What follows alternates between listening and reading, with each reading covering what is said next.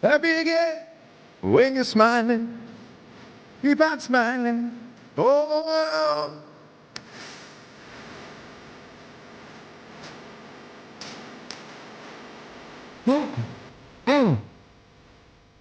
Oh, jeez. Hey, everybody. It's Wednesday. Might as well be Friday. The rest of the week is going to be Friday. Good evening, ladies and gentlemen. I know it's a tad early. It's 6:57. But I don't know. There's just so much to do. I'm going to need a little extra time. There's so much that we're drinking from the fire hose over here. There's just too much coming out, and most of it is entertainment. Most of it is entertainment, and then a lot of the rest of it is really just wow. We're starting to get glimpses here of really what is possible. It's a chance again, a chance at something really special, and who knows? Who knows? But I like living in that world of possibility because to hell with the alternative. To hell with the dark alternative. And that's what we're going to talk about tonight. We're going to have some laughs. We're going to just pick through some of the remains of last night, all of the last of the numbers that are still kind of like formulating and settling in, I should say. But this could be something very serious as far as possibility goes. And let's just hope that we really are holding on for dear life on a real good roller coaster. It's a really good roller coaster ride it could be. And hey, if we get 20% of our wildest dreams, it's going to be 20% more than we ever thought we were going to be able to get. And there you have it. So let's just get this one kicked off real quick. I just want to say hello again on this 6th day of November. 2024, and greetings to you all out there on quitefrankly.tv and YouTube, Rumble, Twitch. Oh, wait, no, not Twitch. Sorry, that's for the gaming now. But D-Live and Rockfin and beyond, this is Wednesday. And remember, we're going to have a little bit of overtime tonight at 9 o'clock. I'm going to be jumping over to Matt Christensen's channel to kick off his first Wednesday of the month broadcast. I'll be there for about a half hour or so. And it should just be... We're going to talk about it, but we need to take this time. We got to be able to enjoy it. The foot needs to be completely pressed down onto the gas again sometime soon, very soon. But you got to be able to enjoy it. These little pit stops along the way, especially the big wins. The big wins. Talk about coming up for air. Wow. All right. Well, there's some things that have already started to trickle in. Here's one of them. Oh, shit. There's Matt. Damn it. I was supposed to hide him. Anyway, Biden-Harris, DOJ reportedly winding down Trump criminal cases. Special counsel Jack Smith, overseeing 2 federal cases against former President Donald Trump, has considered a possible pathway to the end of all these cases. According to 2 sources familiar with the matter who spoke to NBC News, this news from MSM outlet comes hours after Trump won the U.S. presidential election. I can't believe we said it. Can't believe I keep saying it. Can't believe it's happened again. From NBC, the latest discussions stand in contrast with the pre-election legal posture of special counsel Jack Smith, who in recent weeks took significant steps in the election interference case against Trump without regard to the electoral calendar. But the sources say DOJ officials have come to grips with the fact that no trial is possible anytime soon in either the January 6th case or the classified documents matter, both of which are mired in legal issues that would likely prompt an appeal all the way up to the Supreme Court, even if Trump had lost the election. Now that Trump will become president again, the DOJ officials see no room to pursue either criminal cases against him and no poison, continuing to litigate them in the weeks before he takes office. Oh, man. So these holidays... be this extra special sweet, very juicy, like a well-basted turkey. It's going to be fantastic, really is. Anywho, let's get this one started off because I've got dozens of tabs open. I've been organizing media for the last hour or so, and I don't know if it's any satisfying order, but who cares if it's all over the place? It's just we're here hanging out together again. Broadcasting at the same time, the same place. Last night, thousands of you were with me, Jay Gulanello, Mike from Maryland, Chrissy Mayer, my brother, our friends Christian and Stephanie, and we were all hanging out together last night until 3 a.m. Man, and it was wonderful. It was wonderful. I had an idea I had guests and formats and all that stuff leading up to about midnight. But after that, it's just, all right, it's you and me, it's the guys, and it's all the numbers coming in. And damn, I don't regret a minute that we all spent together. That was a lot of fun and a night we will remember forever. So we will be right back. Don't go anywhere. Please help me get the show far, far out there to anybody you know, friends, family, the newly christened red-pilled out there. There's going to be a lot of people walking away after this one. The questions are too glaring. They're too glaring. Some are already starting to put it together. Others are just slipping deeper and deeper into the abyss, falling away from the rest of critical thinking humanity. But, we pray for those souls. But in the meantime, I'll see you on the other side of the intro. The President of the United States. The U.S. President is Donald Trump.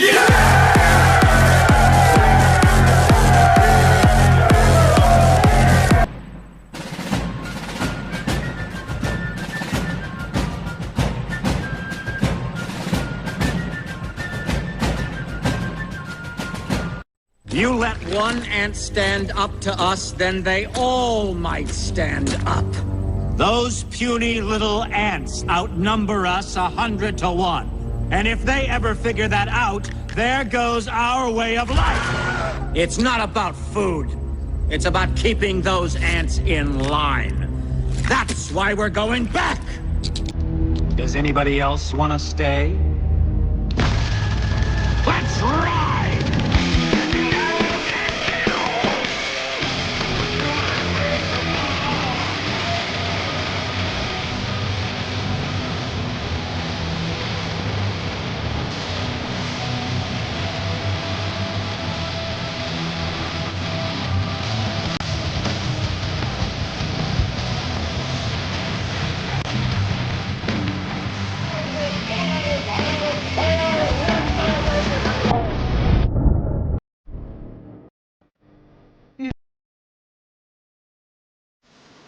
Ladies and gentlemen, you did it. You did it. I have a very special guest here tonight. You already know.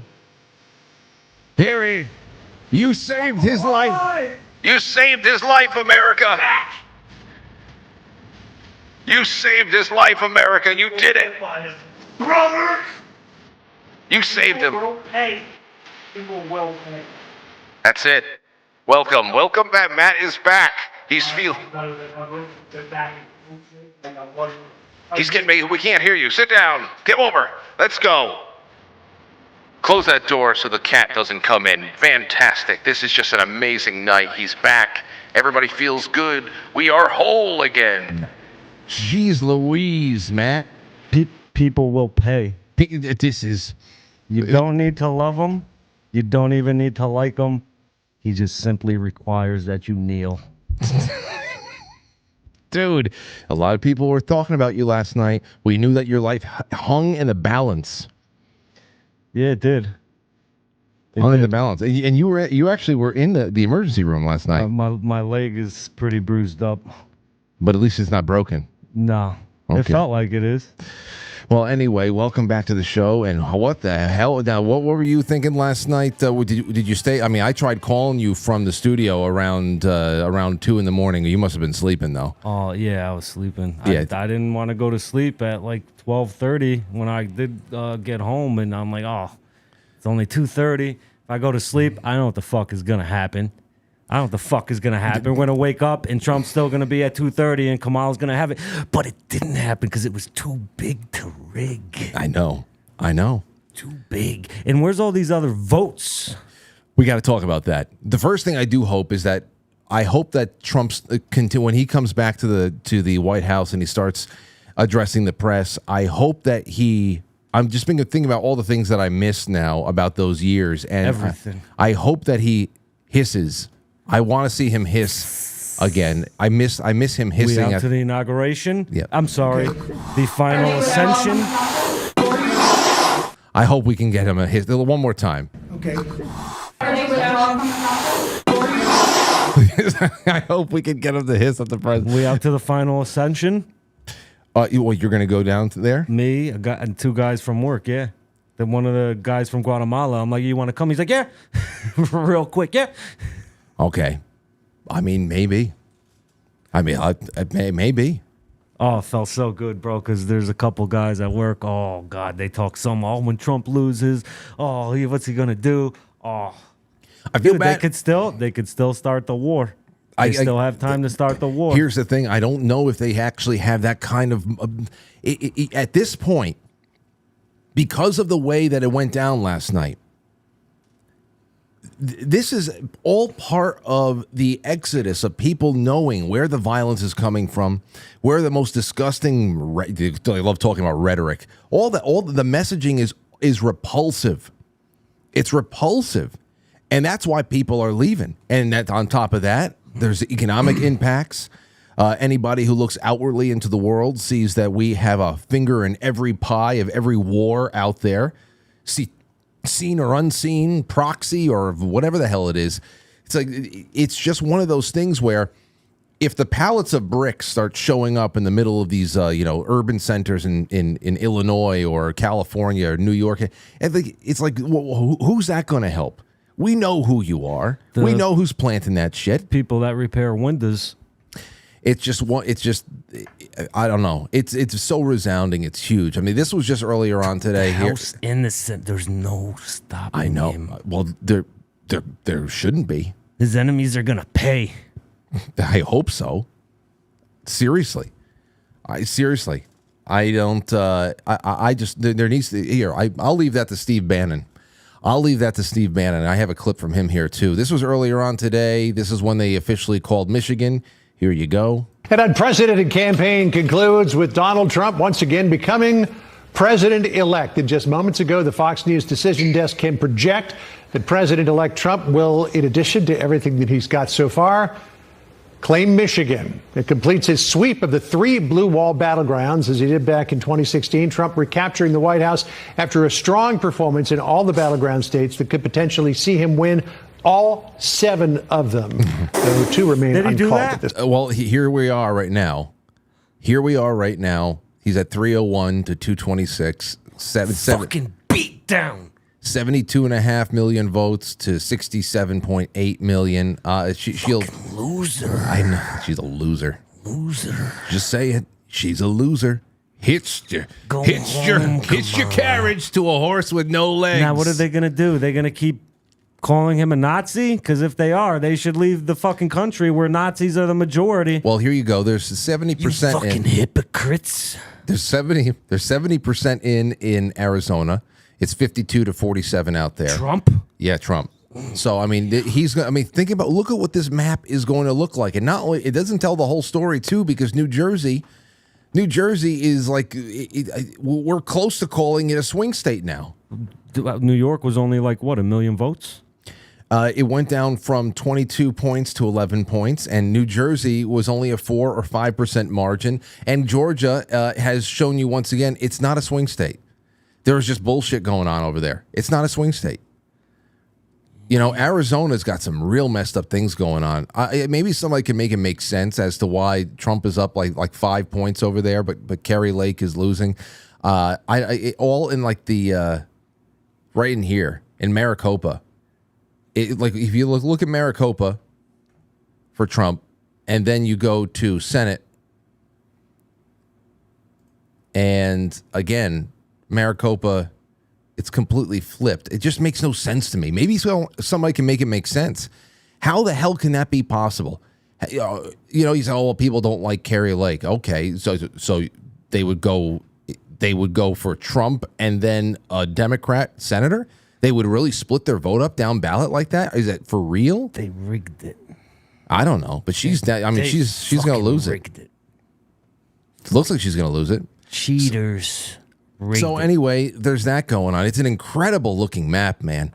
It's an incredible looking map. It's beautiful. And I just, I don't know.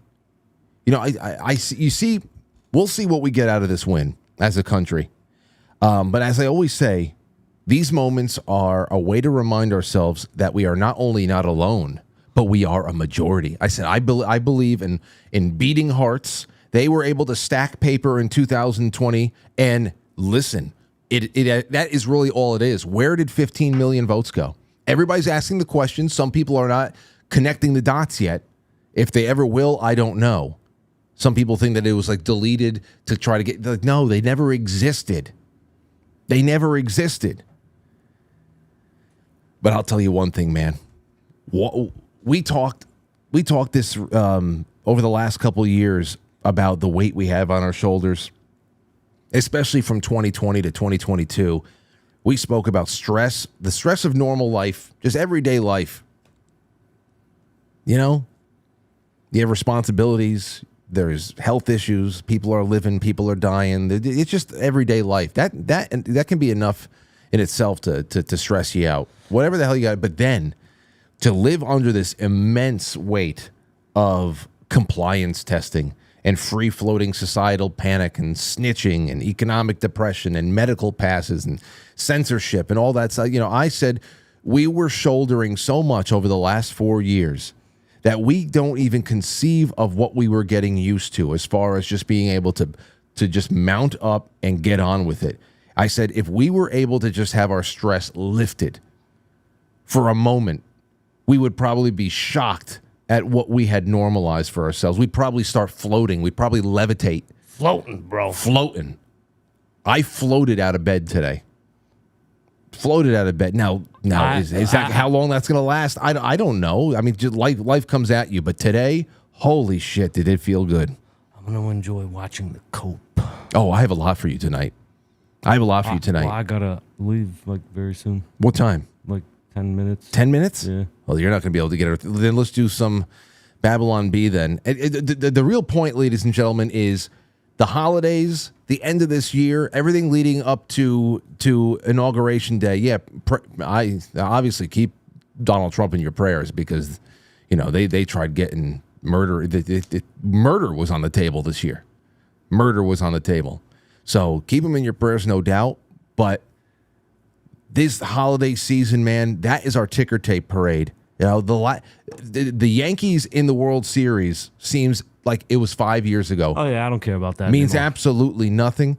But I mean, you gotta enjoy it. You gotta enjoy these things. You have to give yourself some time, and then the foot has to go down on the pedal. We talked about this on Monday night when Sean Farash came on the show, and we were talking about what do you do when you lose, and how do you act? What do you do when you win? Most importantly. Because everybody's okay. When you lose, what do? You pick yourself back up. When you win, what do? Do you maintain the status quo, or do you furiously try to improve yourself and continue to keep your foot down on the gas? And that's what it's all about. But you have to be able to go to your own ticker tape parade when you win one. And the holidays are our ticker tape parade. We've got to enjoy this.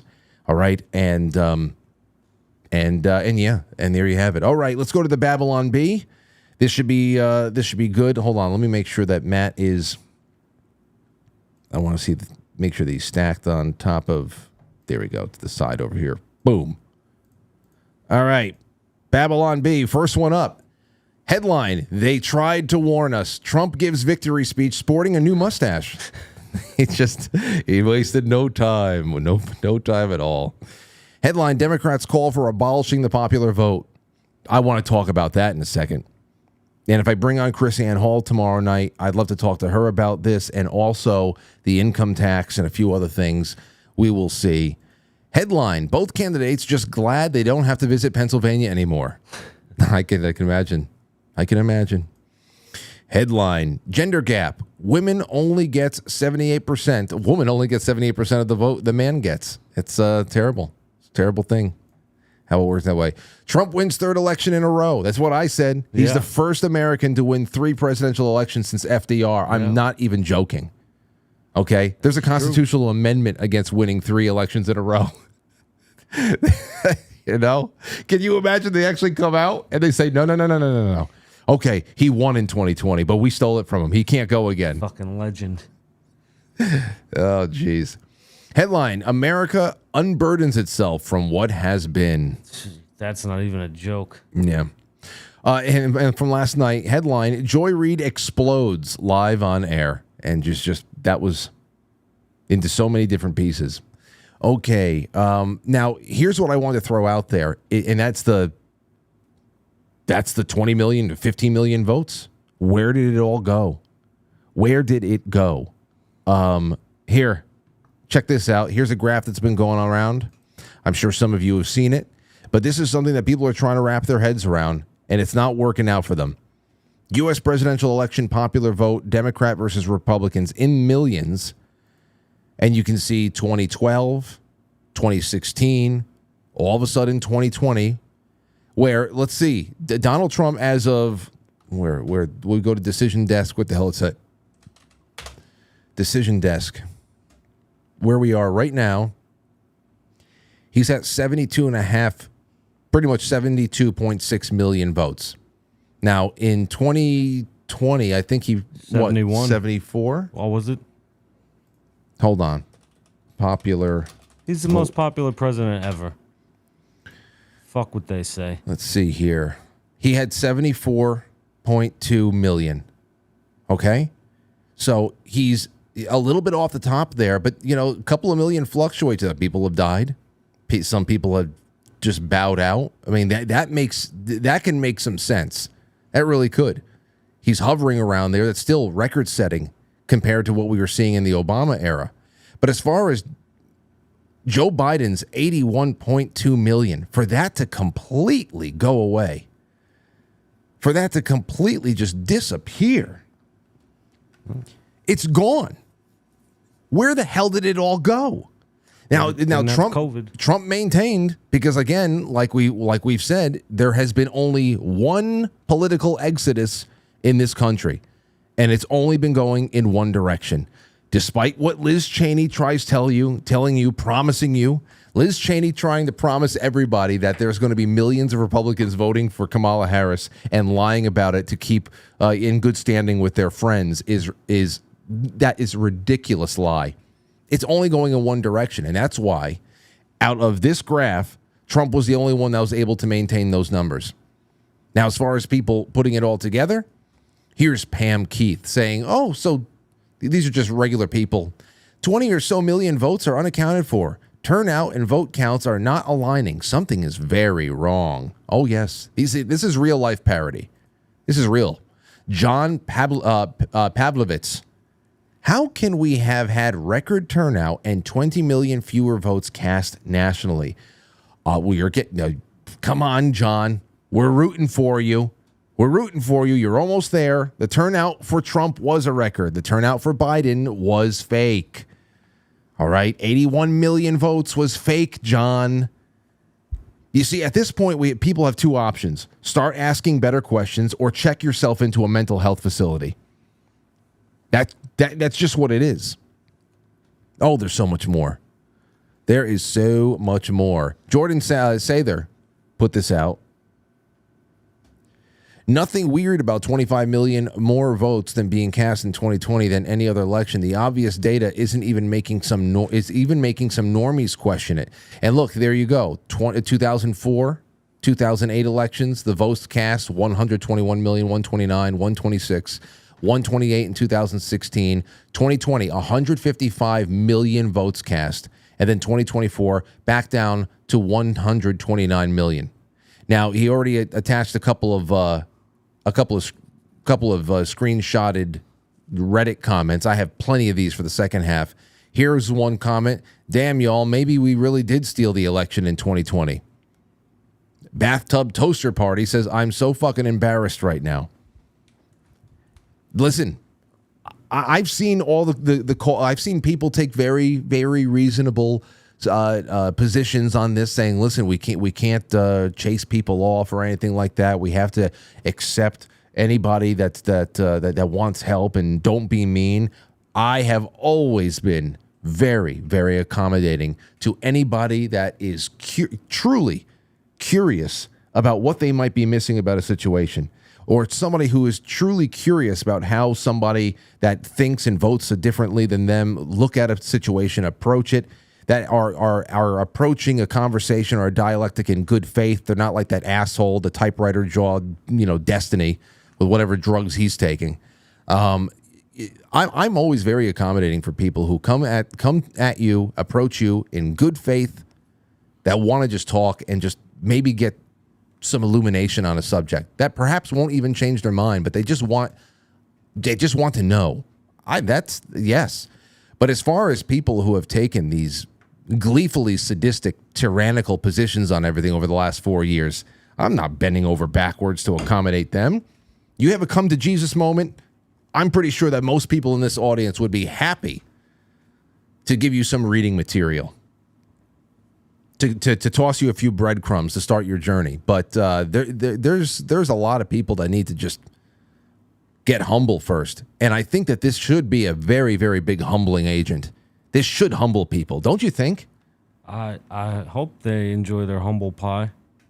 It's gotta. It's really got to. Oh, they're not that self-aware though. I'm hoping that something changes for them. You, how much more time do you have? You want to? Yeah, I gotta go. You got to go right Yeah. now? Well, listen, I'm glad you stopped by at least for a little bit, because people wanted to know how you're doing, and we're not going to be on air Friday. I'm going to be redecorating this place. All right. I mean, you can come by, and I'll just be probably finishing up before I go to dinner, but All right. no, I'll be working here all weekend. All right. Anything you want to tell people? God is Lord. God is Lord. All right, man. Well, I hope your leg heals up all right. It'll get better, just as the nation will. Very stoic. He's very stoic tonight. Good for him. Well, have yourself a good night, bro. I will. Yeah, lock the door on your way out. All right. Okay. All right, guys and gals, now it's you and I. We're going to be taking your calls in a little bit, but let's just go through some media, shall we? The first one up over here. Oh, okay. Let's just get through this first. Here's from CNN. No, not CNN. This was Fox, and they had Kevin O'Leary on there. This is 2 minutes long. I think it's some pretty good commentary, and it might bring up some... Everything here is fodder for you guys and gals. When you call in, anything you want to comment on, just go ahead and do it. Let's take a listen to this. How do you read this? I'm going to stay on this theme for a moment and call this perhaps the greatest night the Democratic Party can ever have if they lose. And let me explain that. I was very troubled just over 100 days ago when they circumvented the democratic process and anointed somebody. The analogy is easy to a Super Bowl. You arrive at the Super Bowl game, and by any measure, this is the Super Bowl of global politics, the presidential race. Your quarterback, Biden, is injured. He's taken out of the game. You don't bring a quarterback in that's never, ever, ever won any game anywhere. You run a process. And they missed that opportunity. This is a chance for them to, I'm not saying they're going to lose, but I'm going to those percentages and saying they get to reboot. They get to go back to the center. They get to scratch this whole thing.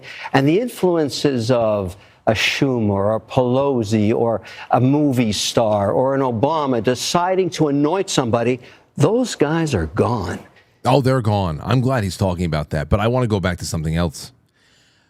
It's true, the older dogs are being driven out of the game by the younger ones, but the issue is that the Schumers, the Pelosi's, though they have committed to, they've dangled that carrot of progressivism in front of people for a long time, but there are true believers out there who actually take the bad bill of goods that have been sold to the American public for so long, ideas that they know would destroy the country economically and otherwise, and of course civically, on a civil rights level. It would destroy everything, social cohesion, whatever.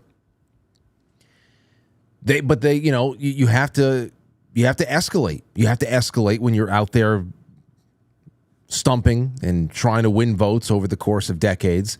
And the thing is that when you keep telling people that there is a great utopia on the other side of the hill and just keep voting for us, and as the decades go on, there are people who more and more, especially when it starts getting taught in schools more and more, believe in that utopia. That is really just empty promises on the campaign trail. And people like Nancy Pelosi and Schumer, they've made a very long and lucrative career over making those empty promises. But there are people out there who actually believe that their lives are going to get better by them coming to fruition. And when they don't get there and they become politically active, that's when you get these crazy women of the so-called squad and everybody else who actually thinks that they can turn down the thermostat of the world, of the planet. I saw that brainless bird brain weirdo from Yorktown, Alexandria Ocasio-Cortez. It was like yesterday morning, and she said, it's election day, it's the first week in November, and it's 70 degrees in New York. Vote. And she's not saying it's a unseasonably warm, beautiful day out there. Don't stay home. Vote. She's saying it's warm in November. It should be cold, and you better vote for Democrats so we can turn down the thermostat of the planet. This is crazy shit. Crazy shit. But the thing is that I don't know how this can be a reset moment for the party when the older crop of people who are a little bit more blue dog back in the day, and even those who are a little bit more manipulative, like Nancy Pelosi and Chuck Schumer, who like just dangling grand ideas in front of people, knowing that it'll keep them in orbit, it'll keep them voting in a certain way, but they won't ever really get what's being promised to them. Now people want what's been promised to them, and the younger people actually think it's possible. So I don't know how this is going to trigger a backswing to moderation. I don't know how that's going to happen. I really don't. It's ideologically out of control. I mean, there wasn't even any plans, any economic plan. They stole a couple of ideas from Donald Trump with the tips. Everything else was about price controls and abortion. What the fuck is that? What is that? So I don't know. That doesn't make any sense to me. All right, so what else do we have here? Here's another one. Here's Chris Wallace.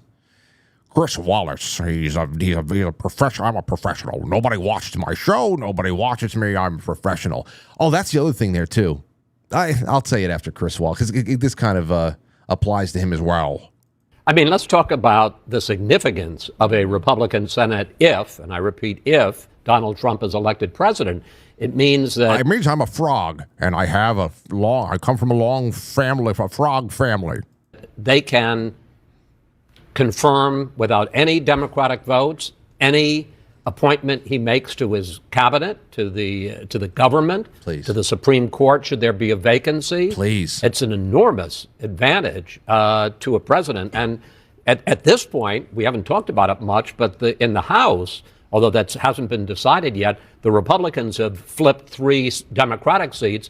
The Democrats haven't flipped a single Republican seat. So there is the possibility here of a complete united Republican government with Donald Trump as the president and with a Republican House and Senate, which means that in terms of appointments, in terms of immigration policy, economic policy, environmental policy, you name it, he could have a pretty blank check. Now, hopefully, the blank check is how do we dismantle all this stuff? So economic policy, I should say environmental policy, education policy is stuff that feds are not taking care of anymore. That's the real question. And the stuff that's already coming out of RFK, I'm so excited about that. I'm so excited, just curious. I'm so curious to see what's possible. I don't even want to think about getting let down. We're used to it, though. Right now, anything's possible. Oh, anything's possible right now. Here is officially male Rachel Maddow. The House, we're not going to know for weeks, but it's possible that Donald Trump and the Republicans will have a trifecta, as they did in 2016. In which case, the bulwark, against whatever overreach there could be, and whatever those depredations might be, and I think you're going to have a tendency to overreach if they do, is the kind of thing that's democracy between elections, which is the work of civil society, it's the work of the Fourth Estate, it's the work of institutions, it's the work of citizens. All that's super important stuff. We've seen it before. Oh, yes, we have. It's called sabotage. So don't worry. You know, he's that we still have our institutions, we still have the bureaucracy, we still have the fourth estate, the media, as if it's not the fifth column, the fourth estate, as if it's outside of the system and it's really there as a check against totalitarianism and authoritarianism and all that stuff. I gotta just say, it's just so nuts. It's just so nuts, but it's fun. Right now, it's very, very fun. They're just so repulsive. You see, we'd see, I mean, the big takeaway from last night is the media is dead. I know we're listening to it right now. The media is dead. It's just lifeless. It is a limb of the bureaucracy. It's a limb of the intelligence community. It has been for a long time, but now there's just no glitz. There's no glamour. There's nothing to it. The mystique is gone. The media is dead. And celebrity is dead. Kevin O'Leary was talking about that as well. He was talking about, the old guard of the Democrat Party and, Bill Clinton. I remember Bill Clinton showing up and making a campaign stop on behalf of somebody else. He used to be a kingmaker. They used to love running Bill Clinton out there. He's a great speaker, very charismatic. Now he's just, he's a crusty husk. And then you have, but now even Barack Obama. This guy is he's just a shriveled raisin. That's it. They're all just shriveled. Their life force has just been taken out. And they don't do anything. They don't do anything. All the Beyoncés in the world couldn't budge the needle for this go-go dancer that they put out there as the presidential nominee. All the Beyoncés in the world, you couldn't. It doesn't matter. Doesn't matter what era of Hollywood they come from, if they're a newbie, if they influencer type, or it doesn't matter. They're all out of mystique. Another reminder, and here's another reminder, that social media is not real life. It is a wonderful tool. You and I have been able to introduce myself to many of you out there. And you have been able to introduce yourself to other people in the audience and everywhere else. And you've actually created friendships, real relationships to whatever degree you can maintain through the internet. The technology has been great for people to kind of coalesce around a subject, around a show, around whatever the hell else, and enjoy themselves. But as far as what we see, as far as what is projected on a grand scale, always remember it's not real life. It's an insane asylum, especially on Twitter. People in straitjackets rocking back and forth in a padded room, saying the same shit all over again. We just bask in this today. The media is dead. That's why people like Rachel Maddow hate Elon Musk. Now, obviously, they're carrying water for all of their friends in the intelligence community, and the jury's still out on for Elon Musk by many people in this audience, many of our past guests. And listen, I'm just going along for the ride on this one. But let's just be honest about this. Let's be very honest. They're angry. They're angry at Elon Musk because they're the nightly news, and no one gives a shit about their endorsements anymore. No one cares about what they have to say. They're broken records. It doesn't matter. The entire organizations like CNN, MSNBC, NBC, whatever it is, CBS, they exist to push a certain message and a certain kind of political candidate. They are just upset that no one cares about them anymore. We just watched every celebrity in the country try to break the Washington Post's legs for not endorsing the Dead in the Water Harris campaign. What would the Washington Post and the LA Times have done for the Harris campaign? Everybody lined up to try to kneecap the Washington Post and Jeff Bezos because they wouldn't make an endorsement. They believe that Elon Musk's relationship with Donald Trump is an inappropriate one because it's effective. That's all. That's all. They don't care about media figures getting in bed with politicians and having their own personal opinions and using their First Amendment and endorsing they don't care about endorsements. They live on that shit. They just hate being irrelevant. That's what it is. It's nuts, man. It's nuts. And then let's just think about this too, before we get into RFK and some other stuff. The popular vote. Now, from where it stands right now, maybe it'll close a little bit between Harris and Trump when everybody's 100% reported. But he's coming away with the popular vote. And remember this. The National Popular Vote Interstate Compact. You guys remember this? I got in touch with Chris Ann Hall right off the bat. I said, if we talk at any time over the next couple of days, we have to talk about this, because I brought her on once or twice just to make sure I was on the right track with the unconstitutionality of this whole thing. And the fact that here we are in an election where, I mean, how could they have lost? How could they have lost? They're just so popular. Now, it's totally unconstitutional because you can't just circumvent the amendment process, which is what you would need to get away from the Electoral College. But the National Popular Vote Interstate Compact, for those of you who don't remember, I'll just take it from Wikipedia. It's an agreement among a group of U.S. states, District of Columbia, to award their Electoral College votes to whichever presidential ticket wins the overall popular vote in the 50 states and in D.C. The compact is designed to ensure that the candidate who receives the most votes nationwide is elected president. And it would come into effect only when it would guarantee that outcome. So, in 2006, so here's where it is right now. As of right now, there are 1, 2, 3. It's Washington, Oregon, California, New Mexico, Colorado, you have Illinois and Minnesota, New York, most of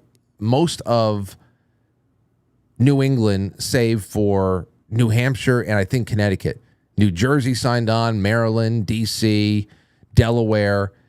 Anyway, so right now you have 209 Electoral College votes that are wrapped up in this so-called compact that have been enacted by states. Pending, states that are pending, 50 Electoral College votes. You have Michigan, that is pending a vote, Nevada, Virginia, North Carolina, pending a vote over there too. That accounts for 50 more. That would bring you to 259 Electoral College votes. That puts you 11 Electoral College votes away from having this compact triggered, which means that whoever wins the national popular vote, all of those states would be compelled to give to reward that the winner all of their electoral votes. 270 right off. This is what they were trying to do. Now, as I said before, the Electoral College is something that would need to be removed or in any way, shape, or form tinkered with or altered through the amendment process. That's what you have to do. It's not just a vote or anything like that. You can't just circumvent it by doing this. It's unconstitutional. But we're talking about people, obviously, who they'll do whatever the hell they want as long as it becomes politically advantageous for them right now. They don't like the court, they want to expand it, or they want to destroy the court. They don't like the filibuster, they do like the filibuster. They want to get rid of this. Future consequences be damned. And oh, what consequences there could have been. What consequences there could have been. My, oh my. Because can you imagine if they had kept pushing with this and California, Oregon, Washington, New York, all of New England would have to give their votes to Trump? He would have nearly had all 500 something. He would have nearly had everything. We would be seeing, if that actually happened, we would be seeing either today or over the course of the next week, Democrats would be taking themselves to court. They would be taking themselves to court to argue that their own compact was unconstitutional and blah, blah, blah, needs to be voided right away, all because they thought they would never lose the popular vote again. And how could they? How could they lose? They're just so popular. So it's all done. Media is dead. Celebrity is dead. But that does not mean that the foot comes off the pedal, because now you got to start digging deep. That's going to be really interesting. It's going to be really interesting where we go from here. All right, I'm going to put the call-in line up on the screen, 914-200-0269. We're going to be taking calls and watching a little bit more media to the top of the hour. And then in the second half of the show, we're just going to be watching and reading That'll be the salt mining. We'll do some salt mining in the second half. I got some clips from The View. I've got a whole bunch of other stuff over here, plenty from Reddit and everything else, and more of your calls. So let's just do it, shall we? The first one up is from MSNBC. As RFK Jr. tells MSNBC that he intends to clear out the entire departments within the FDA. We'll take a listen to this, and then we'll go to your calls. Take a listen. You say clearing out the corruption in your terms. Would that mean clearing out the top-level federal service workers that are currently at the FDA and the CDC? In some categories, I would say. What does that look like? Yeah. In some categories of workers, there are entire departments, like the nutrition departments at FDA, that have to go. That are not doing their job. They're not protecting our kids. Why do we have Fruit Loops in this country that have 18 or 19 ingredients, and you go to Canada and it's got 2 or 3? Would you eliminate any of the agencies? To eliminate the agencies, as long as it requires congressional approval, I wouldn't be doing that.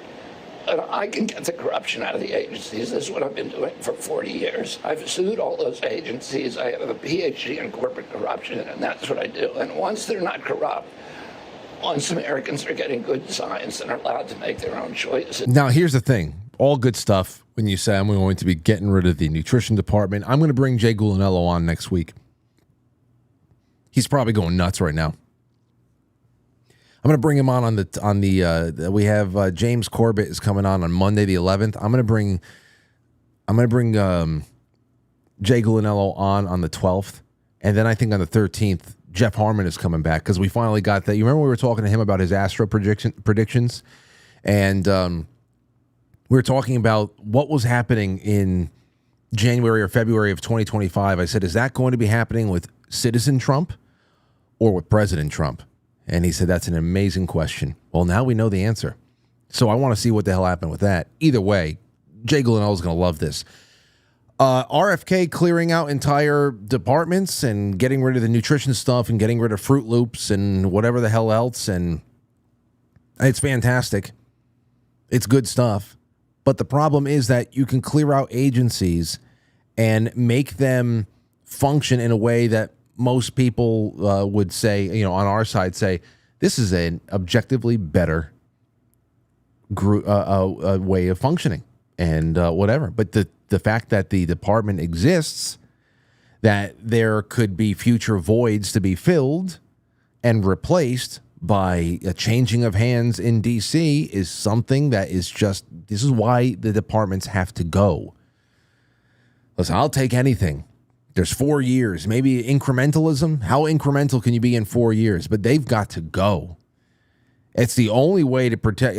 Yeah, you can do objectively good things over the next 4 years to make the FDA actually function as a real serviceable healthcare wing. Yeah, I'm sure it can. And then what happens when somebody else comes in? And in come all the Monsanto lobbyists again, and this and that, and maybe who knows? That just has to be done. But people. This was shared by people like that Aaron Rupar. Every time that RFK comes out and says something about they want to make sure that fluoride's not in the water, or that we're eating non-processed foods, or the food pyramid isn't suggesting that we should have 5 servings of Lucky Charms in the morning. That's better than having a steak. People go nuts saying we are so screwed. Yes, I know that these people prefer children be riddled with metabolic disease, but I don't care. This is part of the sit down, take your medicine, take a nap, and go play in the sandbox and let some people who actually have some ideas about the world just take control just a little bit. Just get the hell out of here. 647, you're on the air. Go ahead. Hi, who's this? Who's this? Victoria. Okay, Victoria, what's up? Give it to me real quick. Is this a Quick Micro Show? No. Oh, sorry about that. Okay, I'll see you later. Bye. Okay, take care.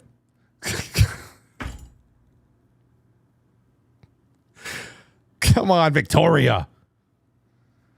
Anyway, let's just try that again. 973, you're on the air. Go ahead. Hi, Frank. It's Melanie. Hey, Mel. How you been?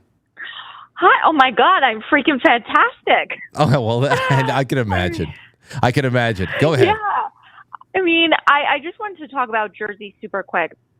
So my mom and I last night were like watching with bated breath because we could not, I mean, we could kind of believe because, you know, just anecdotally we're driving around, you're seeing way more Trump signs than Kamala signs. But what I was shocked about was Passaic County.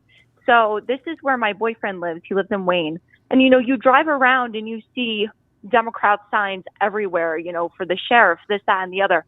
They have a very big Muslim population in Passaic County, very big Hispanic population with Patterson. So the fact that that county flipped and turned red was just incredible. You know, and honestly, I think there was probably a lot of cheating going on in New Jersey. So I almost have a feeling that we probably did win it. But, you know, of course, I can't prove that for sure. But just to see the direction. Almost like there was like an airbag or something in there, like the pull in case of emergency to make sure that there's at least a 4-point buffer. It was so to see it trending that way. I don't know. It was very uplifting. It was uplifting to see stuff like that because again, all of this was really just about who knows what's mixed in. Who knows what's mixed in with this data that makes it tainted in some way, that it takes away an even more resounding victory or whatever the hell it is. The fact is that without the involvement of real flesh and blood beating heart people and a gigantic wave of them, there is no there's no telling. I mean, this is a wonderful kind of barometer for people who are wondering whether or not there's any kind of positive progress being made within the culture. There is. And the fact that there's so many more people who showed up to the party means that the cavalry is on the way. And perhaps there's a really big chance for good things. You know, this is a mandate. It created a mandate. Yes. I mean, it was an awesome night. I told my mom going in, I said, Mom, you might think I'm crazy, but I think we're going to know tonight. I think he's going to win. I think he's going to get the popular vote. And I stayed up, pretty late. I had to work the next morning, but she took off. And when they knew he was going to win, she yelled up, he won. And I was like, ah! I'd say that's great. I was so excited for the next 4 years. I mean, the work is just beginning, but like what you were talking about with RFK and all that stuff, I just, you hope and pray that it all goes to plan and hope and pray for, their protection because, it's a scary time. So I just hope that Trump and Vance are kept safe and the families are kept safe. So, but anyways, that's all. I really appreciate you, and I hope you have a great night. Well, thank you, Mel, and send my best to everybody over there. Will do. Yeah, I remember in 2016, we're sitting here, we're like, I could probably get that out. We couldn't believe it's actually happened, And this was just so much bigger than 2016. And it's I'm telling you, whatever the hell it is, deep down inside, I know this is going to be 10 times as fun. 10 times as interesting, at least. Because he's already been there. That early chaos of going in there and figuring it out, whatever. And there's the Kennedy factor that I think is just so intriguing. There's just so intriguing. There's a lot there that I don't know. I think that this is going to be a lot more fun. So, Mike Johnson, whatever the hell that guy is made of, I don't know. He's always, I haven't cared about him since that whole, since the whole battle for the House and all that shit. But anyway, 2016, I remember going home. It was about midnight, 12:30. It was already wrapped up. Went home. Lauren was sleeping. I said, Lauren. And she said, what happened? Will you win? I said, he won. I don't even know why I was, whispering back then. There was no baby in the other room. She's like, oh, wow. But the tree was up. She just put the tree up that day. The tree is up at home now, too. I went home last night. It was like 3 a.m. By the time I got upstairs into the bedroom, it was like 3:30. And, she kind of woke up a little bit, rolled over and said, so what happened? I said, Laura, he won. He won big. It's big. I said, Lauren, this one, this is a big win. I'm like, I think he took everything. She goes, wow, really? It's like 3 a.m. It's just crazy. It's a big one. It's really awesome. I woke up this morning with pep in my step. 3 hours of sleep? I don't give a shit. I don't care at all. That's just, it feels good, man. Really does. Let's just take some more. Let's go. 646, you're on the air. Go ahead. Hey, it's Larry in Brooklyn. Hey, Larry. Go ahead. Man, what a day. Yes, indeed. What a day. What a day. I won't keep it too long. You know what's really great about this now is we have a street litmus test on Trump delivering the goods. That's what we got. I'm sure you probably talked about it tonight already. But now we have, you know, because I come from a science background, and you always have to have a control against something you're trying to get to. And like, is this for real? Is this something that is going to benefit everybody that lives here? You know, lives, you know, in our little piece of land. And now we get to look, and we get to find out if he delivers the goods. And I think when I woke up this morning, like, again, I think I've been on this show with you before. I was like, you know, like Trump, definitely a better candidate than Kamala by far. But now we have a litmus test. Now we have a control on this, and we can actually see what happens over a course of time and see if everything that this whole promise of making a better place that we're in happens. I mean, are you getting that feeling? That's where I'm at. Oh, yeah. That's why. That's part of the reason why I think that this is just going to be so much more fun this time around is that, again, I'm always looking at this from a standpoint of just, like, man, listen, whatever the hell you do, just buy us time, because the lasting impacts we're going to be able to make on the culture and on self-governance in this country is going to be how we can reestablish supremacy on a local level and not have to deal with DC in any way, shape, or form as it is. So I just like I feel like we have a buffer of 4 years where we have some time. But outside of that, again, like you said, there's a control, and that goes back to what I said about, you know, he's not in there for the first time, kind of fumbling through the first 2 years and having you know, some people in his cabinet getting picked off, and the FBI running entrapment schemes on him. I think that this is a much wiser.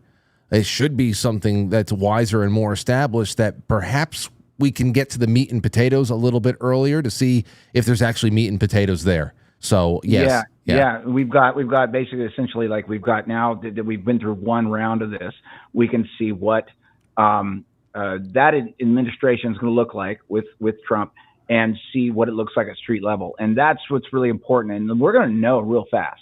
We're going to know extremely fast, like, what's actually happening, because we've been through this process before. We saw the mistakes on the last one. If this thing is going to continue kicking the can down the road, the same BS that we've seen for years, we're going to know it really fast. We're going to know it in January and February, you know, probably latest March. We're going to know exactly if this is the same crap that we've had to go through before, and hopefully a lot sooner. And I appreciate that, because, again, I'd like that we have a something to compare it to, a frame of reference. Right. Yeah, I get you. Yeah. There you go. Hey, And listen, we saw, and we know, and everything. Thank you, Larry, for calling in. I love that we're getting more and more representation over here in New York. But we saw that even on the flip side of things in 2021. You know, what was it? The first 48 hours that Joe Biden put a significant barb into the side of the American economy and the power sector by hampering Keystone and our gas pipelines. Oh, it's huge. It's really great. So, yeah, a lot can be done in a short amount of time. But the real thing here is, I want to see what the legislative agenda is. I really do. Because if you got at least 2 years, and you have a Mitt Romney-proof Senate, which it looks like they're going to have a Mitt Romney-proof Senate. And what the hell does the House look like right now? Decision desk, explore the latest results. House. So right now it's 210 to 195. Republicans have added 2 seats. Democrats have lost 2. Right now they're looking pretty good in Colorado. It's pretty tight over there in Arizona. I mean, there's a lot of looking pretty good in Alaska. I mean, there's pretty good stuff going on here. I mean, there's an 88.7% chance that they're winning the House, and I mean, with any kind of cohesion, they should be able to do some stuff. I'm like, if I was a part of something like that, especially if I'm in the House, it's like, what the hell are you like? This is such a once in a lifetime thing. Once in a lifetime thing. Well, this is just huge, a huge moment. Here's some questions for you guys. Who do you fire first? In the second half, because we're going to go on a really quick break right now, a 2-minute break. When we come back in the second half, outside of all the salt mining that we're going to do, I want you to keep a couple of questions in mind. I'm going to give you a few. Who do you fire first? I'm firing Chris Wray right off the bat. Not only am I going to fire Chris Wray, but I'm going to have my strongest female intern slap him across the fucking face as he leaves. Say, hit him in the face, please. Good. Thank you. Get out, Chris. Get out. That's number. So who do you fire first? That's what I want to know from you. Who do you hire first? Bring in Ron Paul. Set the old dog loose, man. I don't know what the hell he can do, but set the old dog loose. Please.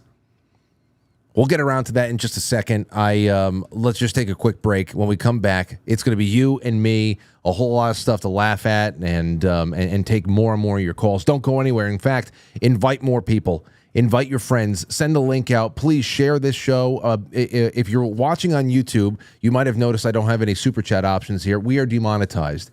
If you want to shout somebody out, if you want to support the show, if you want to share an idea, if you want to tell me a joke or something, go to quitefranklysuperchat.com.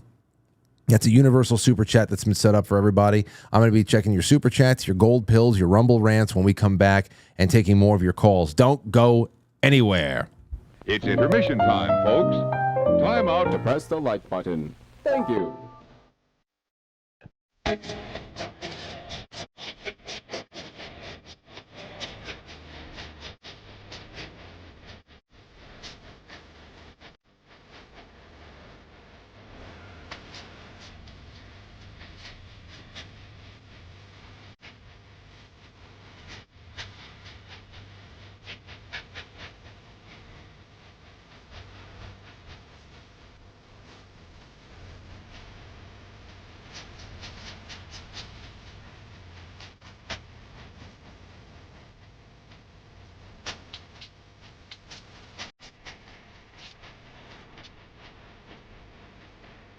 You are now entering, quite frankly. Quite frankly. Quite frankly. Quite frankly. Quite frankly. Quite frankly. Quite frankly. Quite frankly. Quite frankly. Quite frankly. Quite frankly. Quite frankly. Quite frankly. Quite frankly. Quite frankly. Quite frankly. Quite frankly. Quite frankly, guys. Quite frankly. Quite frankly. Quite frankly. So everybody watch. Quite frankly. With Frank.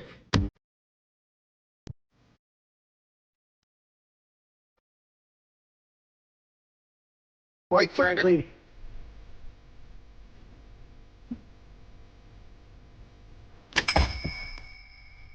How dare you?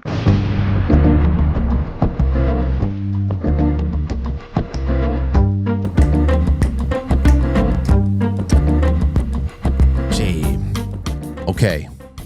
Oh man, there's just so much. There's so much. Thankfully tonight I don't have any guests. We're just going to stretch out together. Tomorrow we will stretch out together again. What are we going to talk about? You got to let this, aerate. You got to let it ruminate a little bit. Here's a couple of super chats. Jay Britt says, MAGA Frank, I'm struggling on 4 hours of sleep, but wouldn't miss this for anything. I'm loving Matt's new energy and thankful that he's still among us, still among the living. Awesome show last night. It was a blur. Went by in a blur. I was talking about it with Jay and Mike today and all that. I thanked Chrissy again for coming by. It was so great to have her in. She just she adds a lot of levity to the room, and she's so quick. Lauren loved her appearance too. So Elisa says, I got home yesterday to no internet, no TV. I sat with my phone watching you until 12:30 a.m. It was fantastic. So glad you were on. Great show, great night. Love you. Thank you, Elisa. Thank you so much. Joe S. says, we have been unburdened by what has been. Yes, and that had become the title for today's show. It seemed to be good. Good way to go. All right, over on, quite frankly, Rumble, we have Jay Semo says, Matt is pumped. He should be appointed to cabinet position. Yes. No, you remember what Matt said? He said that when we were going to, and we still have to make our mock government over here. I think that would be great if we have mock elections. I've been planning that for so many years. I have the blueprints for it. I would love it. But Matt, I remember Matt said that if we ever have a government, he wanted to be the Secretary of Treason Prevention or something like that. He wanted to be in charge of treason prevention, which I think is just so ominous. Somebody who's in charge of making sure nobody even thinks about committing treason. You know, he might have a good idea. That might be a good idea, just in general. It's our new Secretary of Treason Prevention, Matt. Wendy says, we effing did it. I never gave up. No, you didn't, Wendy. Thank you so much. Thank you so much. Let me see what else we have here. Hey, would you blow me? Says, if anyone thinks they will just give up, you've done bumped your heads. It's 2.5 months till January. They can still get us into war, destroy the economy, or worse. Nobody's bumped their heads. Relax. This is the best position that we were in now, the best position that we've been in a while, especially on the war footing. You gotta pray. Listen, you gotta pray. We did everything that we can do, and now we gotta bring steadfast, peaceful energy to this. Because what's the alternative? What's the alternative? Go through our daily routines like we would anyway, but with a nervous energy, constantly checking Telegram. We've done everything we can. We've done everything we can. Now we just got to bring a serene energy, calm, focused energy to the table. That's the only thing we can do, is choose how to address this. Captain Wiggles, I just wanted to thank you for all that you do. Well, thank you, Wiggles. Thank you. I'm happy that you're out there with the family. 925 Wild G's just says, give it to me real quick. Yeah, I know. Hey, would you blow me? Says Ron Paul for Fed chairman. Without destroying the Fed and the fiat dollar, we are doomed to repeat the last 50 years. Well, that's another thing that I'm really interested about. There is some stuff that RFK also said that I'd like to get to. In fact, let's just do that right now. I'm telling you, there's a lot. First, there is Steve Bannon. Here's a minute and a half from Steve Bannon. I want to listen to him. This was shared by Raw Egg Nationalist. Whoa! Shh. Calm down. Here we go. You stole the 2020 election. You've mocked and ridiculed and put people in prison and broken people's lives because you said this thing was stolen. This entire phony thing is getting swept out. Biden's getting swept out. Kamala Harris is getting swept out. MSNBC is getting swept out. The Justice Department's getting swept out. The FBI is getting swept out. You people suck, okay? And now you're going to pay the price for trying to destroy this country. And I'm going to tell you, we're going to get to the bottom of where are the 600,000 votes. You manufactured them to steal this election for President Trump in 2020. And think where this country would be if we hadn't gone through the last 4 years of your madness, okay? You don't deserve any respect, you don't deserve any empathy, and you don't deserve any pity. And if anybody gives it to you, it's Donald J. Trump, because he's got a big heart and he's a good man. A good man that you're still going to try to put in prison on the 26th of this month. This is how much you people suck.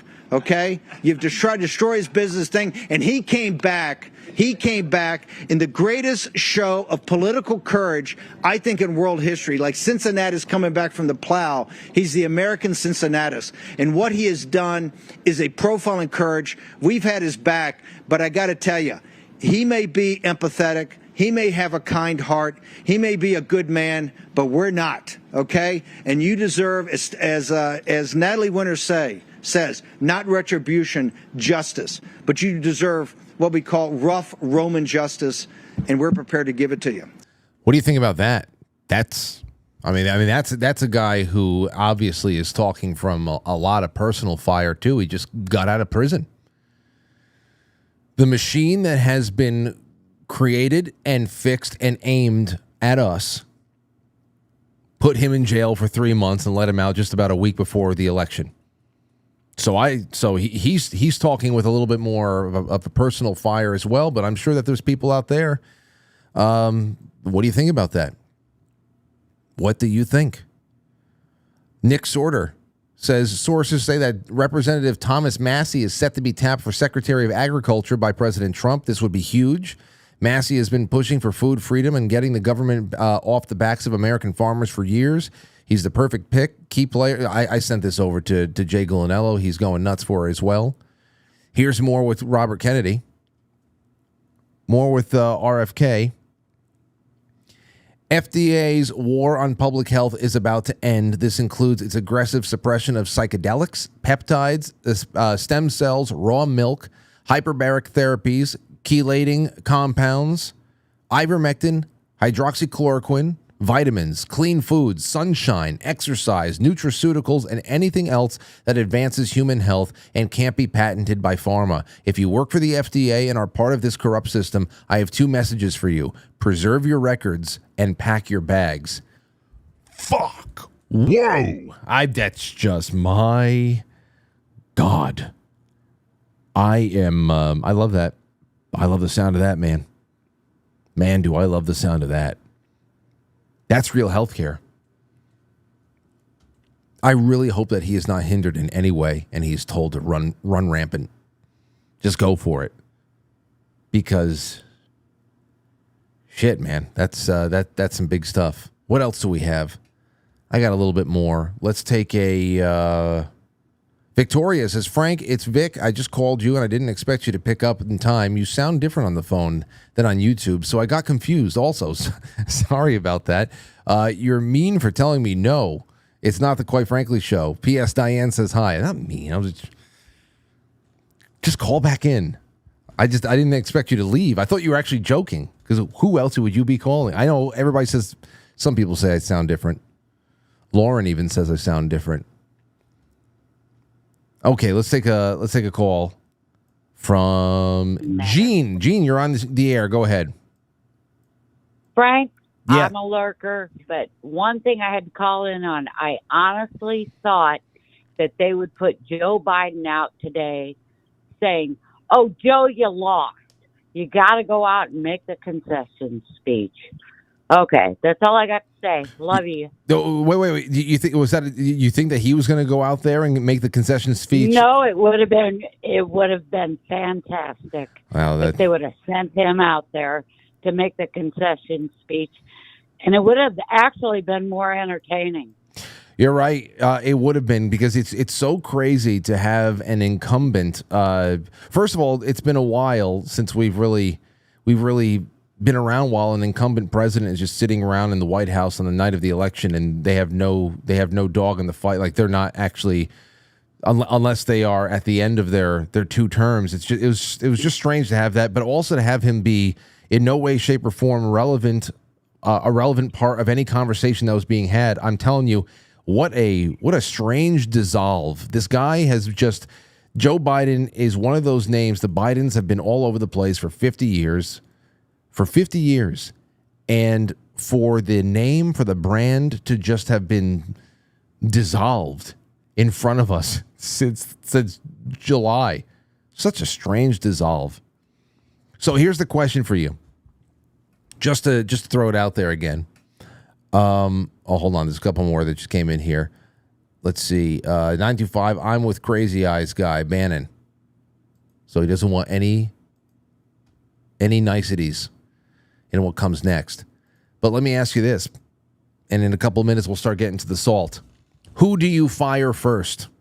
Is it Christopher Wray, like me? Who do you hire first? Do you Ron Paul? Who you bringing in?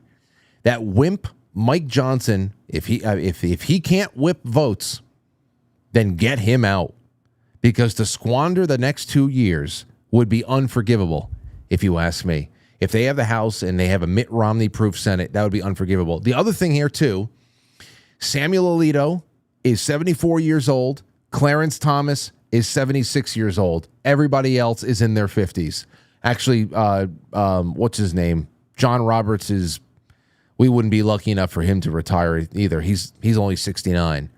But Clarence Thomas and Samuel Alito, they should go hog wild the next 3 years and then just retire.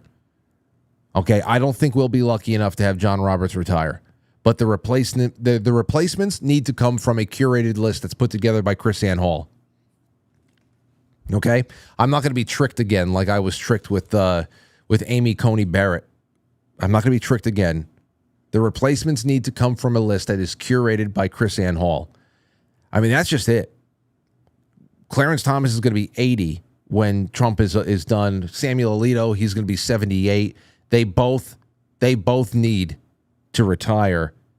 They want to have 3 more years swinging for the fences and trying to, put some things in order that have been made wrong by the activist class in this country. That would be wonderful. That would be wonderful. This would be a wonderful swan song for Samuel Alito and Clarence Thomas. But they better make their intentions known quick, and that has to be lined up. It has to be lined up. Okay, let's see here. I'll take another call. 561, you're on the air. Go ahead. Hey, Frank. Yeah, it only took about 20 calls, but I got you. All right. Great show last night. I couldn't have better place to be. That was awesome. Well, thank you for being here. So what do you got for us? You have any hires, any firings? I really, I don't know. I mean, there's so many to pick from. Where do you begin? What's your first order of business? Do you have one of those? No, not really. Okay. The thing that came across my mind was just the way that the beatdown happened last night. It was like Christopher Walken in Pool Hall Junkies. Every once in a while the lion has to show the jackal who he is. It's a good point. It is a good point. Don't just beat them. Kick their ass. It needed to be that way. It really did. Yeah. Because and that the way it was beautiful. Well, you know why it's a really even more beautiful than that. And thanks for the call. Is because what are they left with today? There is nobody talking about challenging the results. It's too definitive. What they are wondering is where the hell 15 million extra votes went to. Where did it all go? Now, some people are conscious enough to say, okay, there had to have been some screwiness. 15 million people didn't die. 15 million people didn't become politically inactive in 4 years when this was, the stakes only have gotten higher. It's not like it was shifted over to the others. They just left. They're gone. And of course, the mail-in ballot situation has been somewhat neutralized, and a lot of things have been different in that respect. So many more eyes. It was just high tension. It was high tension. Who the hell knows? But they're not there. Whatever was tried, whatever was tried in 2020 was not tried in any way, shape, or form to the same degree now. That is fairly apparent. But here's what we have. We do have people who are, because of how badly they got beat, they are just committing to attacking black men and Hispanic men, which, go ahead. You're repulsive as it is. The reason why people are leaving you is because of the way that you repulse people. You are repulsive. And the fact that you're not trying to learn from your mistakes, but you're going after Hispanic men and calling them ists and phobic and, against women and all that shit. Go ahead. Go ahead. That's going to make for a great midterm in 2026. Oh, my gosh. I can't believe it. I can't believe this is the first time I thought about it. Donald Trump is going to be in charge of the 250th. He's going to be in charge of the 250th 4th of July celebrations. 2026. Oh, damn. Oh, that's going to be fun.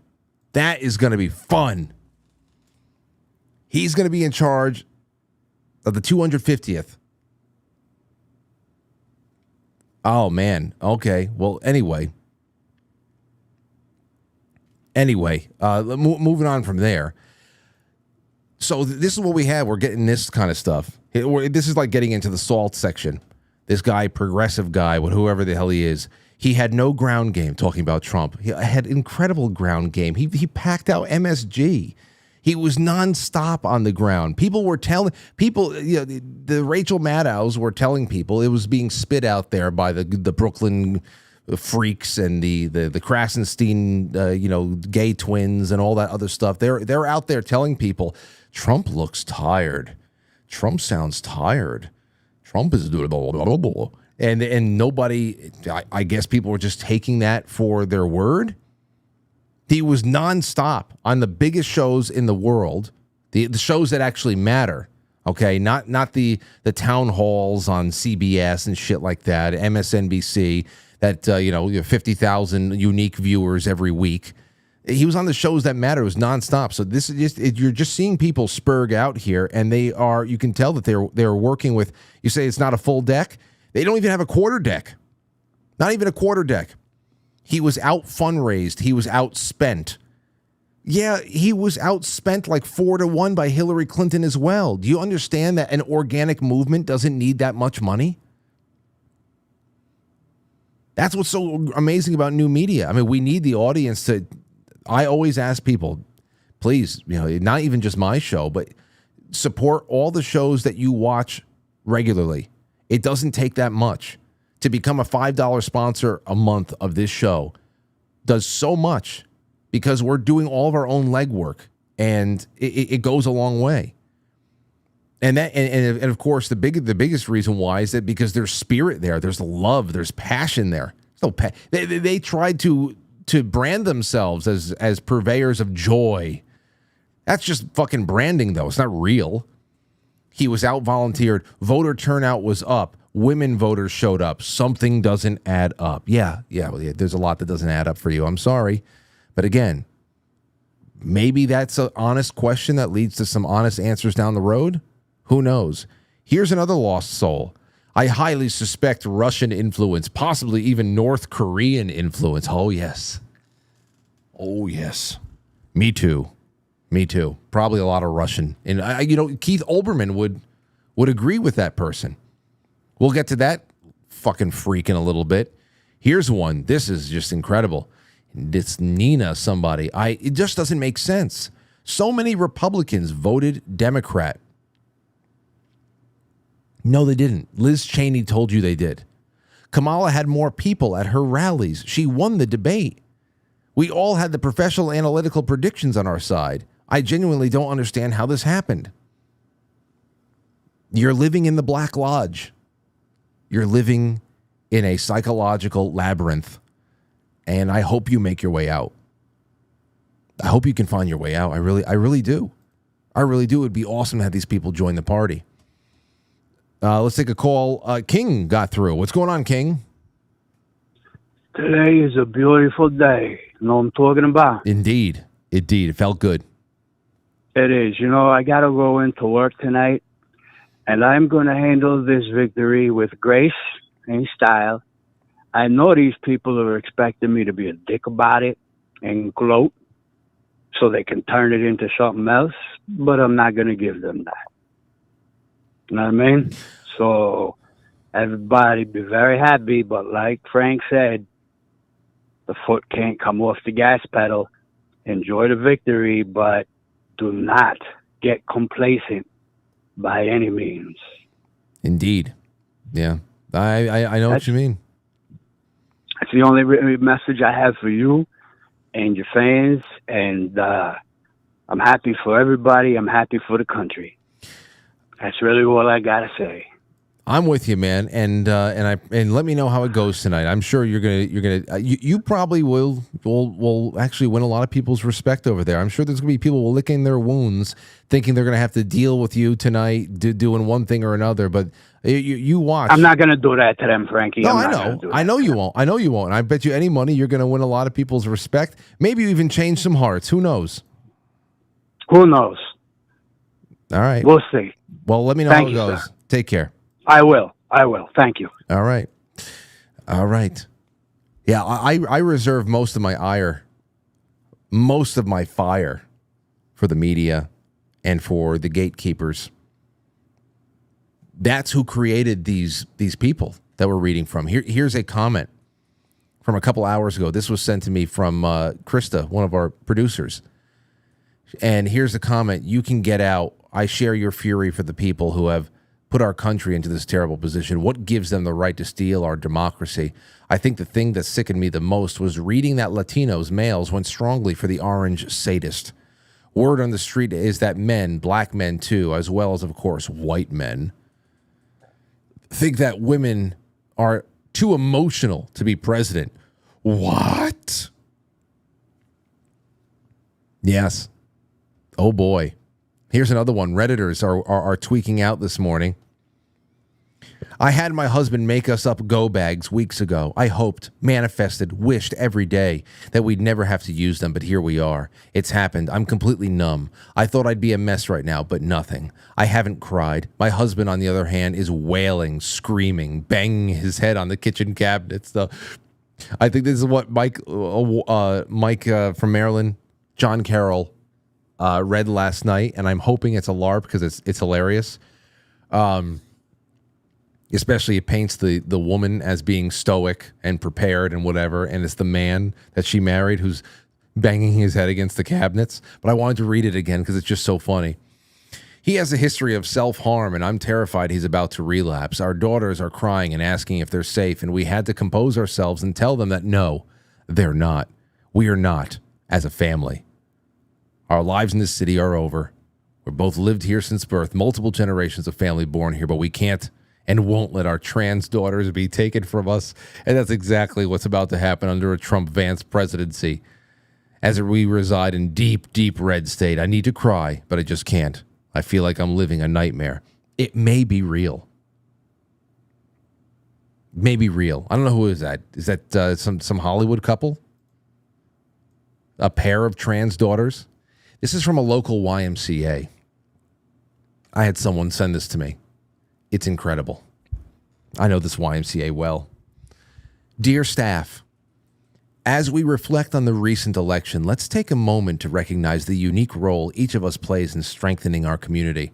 Regardless of political outcomes, our mission remains steadfast. We're here to help people achieve their goals, build lasting relationships, and foster a true sense of belonging. In times of change, our communities need stability, compassion, and purpose-driven action. Let's continue to be that welcoming, inclusive space where all individuals feel valued and empowered. Together, we can provide supportive environment that inspires members to connect and thrive. Everybody at the Y's commitment to spirit, mind, and body for all. Thank you for dedication to making the Y a place where everybody feels like they belong. Just wanted to redouble their commitments because, of course, it wasn't the right outcome. If the right outcome were reached, then this would be a day of celebration because inclusivity had won. But it has been officially rejected. And man, some of the screaming is bad. Like, people are breaking up. Like we said, there's going to be a mental health crisis. No. There is a mental health crisis in this country, and it's going to be exposed. Here is a compilation of a little bit of that. To prepare yourself. This is going to be disturbing. How did we get here? How did we get here? What in the Alice in Wonderland nightmares is going on right now? All I can say is how fucking dare you. If you voted for that man, if you voted for anybody other than Kamala, and you live in one of the states that it was, close, or if you didn't vote, fuck you. Oh man, that hurt. I felt that one in my balls. Senate race. It's not going to happen. Republican Kevin Go, Kamala. I chose family. I chose women. I chose America. I love you. How the fuck is this still happening? All I've ever known politically is hatred. Yeah, I know. You got to get away from the left. You have to get away from the left. I mean, your teachers have showed you hatred. Well, here it is. It's very subtle hatred because they sell utopia by saying that there is a victim class that needs to be exalted and oppressors that are getting in the way of utopia that need to be vanquished. And that is how all these pie in the sky ideas are taught to kids as young as 5 years old. And now it's gotten a lot worse in the last 5 to 10 years. I mean, the commie red diaper doper baby programming has been on the books for generations now. And it's getting progressively worse, but only the last 10 years is when like the gender confusion stuff has started up. It's getting worse. And you can't sell this without it being an us versus them. So this is literally the hatred. You're instilling hatred in children from an early age, because with the base programming comes a venomous, I don't know, you're concentrating on people who are separating you from what would be such a good, happy ending for all. And why would you be so evil as to do that? And why would you deny people just perfection? Why would you deny that unless you were absolutely evil? And you were coming for women, and you want to chain us all up, and you're going to whisk away. They're crazy. But this has come into very subtle programming from very, very young age. It's very hard to you can't articulate it. It's like this before words were even something that were a big part of the education process. Like when you're in preschool and kindergarten, there's only so many complex topics that you can give to a child. You know, through language. This is all stuff that is like baseline programming before language even starts kicking in to try filling in all the gaps with, later phase theories about social justice and, Frankfurt School themes and all that stuff. So, yeah, these people are really, they've been hamstrung by education. They've been hamstrung by everything. It's nuts. Really is. I'm done. I'm done. I'm done. I'm done with you. I'm done with you and your mother and your sister. I'm just done with all of this. I'm sorry to all my friends who are Trump supporters.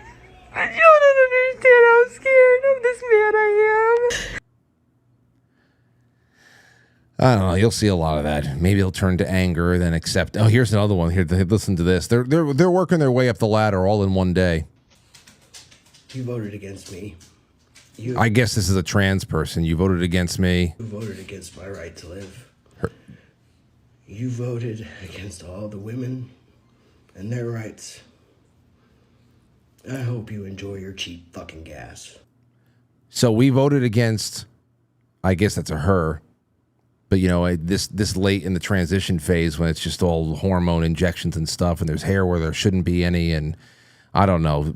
So we voted against their right to exist and against women, and I hope you enjoy your cheap gas. Yes, I will enjoy the gas. Without any reservation, I will enjoy I will enjoy without any reservation whatsoever. I will enjoy the cheaper gas. Yes. Thank you. Moving on from that one. Let's go to here. Oh, here's more. Here's more. This is what I'm talking about. This is from the aging crazy lesbian Keith Olbermann. Oh man, Mr. Spittle on the side of Russia has committed an act of war against this nation and its presidential election. Did you know that, ladies and gents? This was at 4 a.m. this morning. On the Wednesday Countdown podcast. Russia has committed an act of war against this nation. We were attacked last night, regardless of the outcome of the presidential election, as certainly as if Russia had bombed and not merely threatened with a terrorist attack 32 polling stations in one Georgia county, many in another Georgia county, between them the home of 1/4 of the entire black population of the state of Georgia, and also in the states of Pennsylvania, Wisconsin, Michigan, and Arizona. Apparently, there were bomb threats called in all over the place last night, and we have this over here. A Georgia poll worker has been arrested since, accused of sending bomb threat to a polling place to frame a voter. So that's at least one accounted for. I'm pretty sure that this is going to be not the same person. I'm pretty sure this is going to be most of it when it all shakes out. I had not heard anything about Russia. I don't think anybody gave a shit. It was not a factor here. But people need to find a way to stack up all the reasons why this was not a clean night and it wasn't a complete shock to the system. And again, they keep going at it. They're going after people. I've seen this 45% of Latinos, while running on a massive 45% of Latinos broke for Trump, while he ran on a massive mass deportation campaign. I just don't get it, man. These are tweets that get hundreds of thousands of likes. And now, obviously, everybody's coping, but they're just I don't know. It's broken.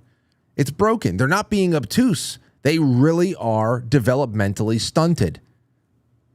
Stunted. Like, what do you get out of that? That they're going after Hispanic men now? It makes absolutely no sense. First of all, they're like, it's oxymoronic for Hispanic men or Latinos to go and vote for Trump because they're going to get deported. Nobody, if you're voting, you are a citizen of the United States. There's no deporting a citizen of the United States somewhere else. That's called like a banishment. That's called exile. What are you talking about? So there's no way to deport an American citizen. American citizens are the only ones who could legally vote. And if you're insinuating that an illegal alien, which that's the other thing, the racism baked into it. These people on the left, all they do is make constant, over and over again, constant comparisons and equations between Hispanic people, Americans of Hispanic descent, to illegal aliens. That they are constantly equated to illegal aliens, and they constantly equate illegal immigration to immigration. They're immigrants. They're not felons. They're immigrants. So this is how they run the game. And then they go out there and they have this, they put these thoughts out into the that are so wrong on so many different ways that if they were voting illegally, you're telling me that the newly arrived illegal aliens are voting for Trump? Why? That would be perplexing. But they're not working with a full deck. Screws are loose. They're gone. Here's more. These are all from Reddit. Dave Cricket 49. I know this will sound racist, but Latinos fucking disgust me. Yeah, kind of sounds racist. Barefoot Desert. Latino men and their fucking machismo. I know Javi from Houston is probably loving this. Brown wave, baby. Moist Albatross. Latinos aren't immune from being fucking idiots. Big noob. Fuck Latino men. I'm going to fucking laugh at all the Latinos who vote for Trump and then he starts mass deportation and separating families. Again, the racism. As long as you obey, you're part of the group. But you can see that they just have no logic. So are you saying that every person of Hispanic descent in the United States is an illegal alien? This is how they think of people. And you know what? Fine. Don't learn any lessons because it's only going to make the 2026 midterm fantastic. It's going to make it great. That's just it. It's a bro. Latinos don't give an F once they get their documents. They are all religious and heavily against abortion and drugs. We know. That's why I said we have a much bigger advantage in the migrant crisis that is completely worldwide and is being run by the same people for the same undercutting reasons, we have a much bigger advantage over here in the Western Hemisphere because most of the people, I mean, you can say you have a chance at them having some kind of a common thread, at least in religious faith, family life, that if you could only just get some information to them, then again, it's not good that they're here wrong under the pretenses. But that it's turning against people. I love this one over here. Don't a little bit of foul language over here, ladies and gentlemen. So make sure that the kiddies are out of the room. But here's wonderful. Here's a wonderful example of TikTok and Instagram, YouTube. The internet is full of these types of videos right now. Here's a guy with John Williams, 5396. A little bit of commentary on Kamala Harris pulling a 2016 John Podesta / Hillary Clinton, not coming out to address all of the fans that were at HQ and letting them wait until the next day so that they come out and pull themselves together and sober up a little bit before they concede. How because the election was won in such resounding, strong fashion across the board, the only real place that people are going to are half-baked, halfway there questions about where 15 million votes went from 2020. They're so fucking close. And outside of those half-baked questions, there is throwing black and Hispanic men under the bus for having any kind of independent thought and seeing that they were just really being used as pack mules for a terrible political organization. And what did they do? They didn't go to the promised land, but at least they rejected the worst of the worst. And hopefully it does spark a realignment, because this is not a love fest for the Republican Party. This was just a third-party ticket, a here and now situation, and the future is completely up for grabs. But like I said, I like living in the land of possibility. There would be no land of, there'd be a much shorter list of possibilities, I should say.